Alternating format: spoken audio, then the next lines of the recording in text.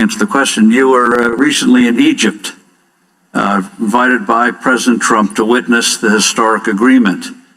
Can you share with us before you go observations about what you saw and what you think may be unfolding, which also underscores Indonesia's traditional foreign policy of trying to stay out of the elephants who get in fights with each other, the great powers, that you focus on growth rather than international disputes. But give us some quick observations about what you saw in Egypt. By the way, the president went to Egypt midnight on Sunday night, and what was it? A few hours later, you came back. Amazing. Give us some observations about what you saw. Yes, it was very interesting. I think there was a sense that we are at a historic opportunity.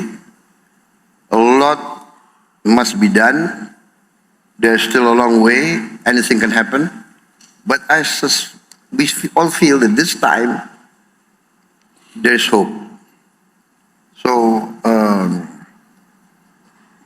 in New York, during the United Nations General Assembly, President Trump called about 8 of us, 8, let us say, leading Muslim countries. Indonesia considered Muslim majority, so we were invited.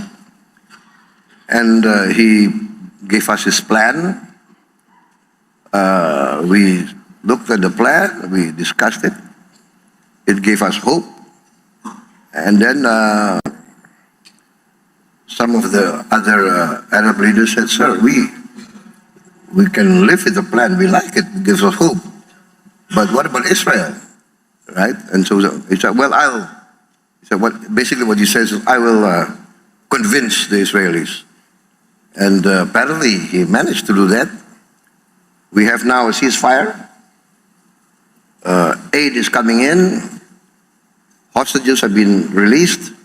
Some still, I think some dead bodies have to be recovered. So, yes, there is, I would say, still hope that we can get this through. And Indonesia is still willing to be part of that. If they need peacekeeping troops, we said we are willing to provide peacekeeping troops. And so I'm optimistic. I hope that this can go through. Well, in your speech in the UN, you gave a very courageous speech about if Israel would recognize Palestine, countries should recognize Israel, even if they're Muslim. And criticize you for that, but that exemplifies, though, the kind of firm leadership, forward leadership that the world needs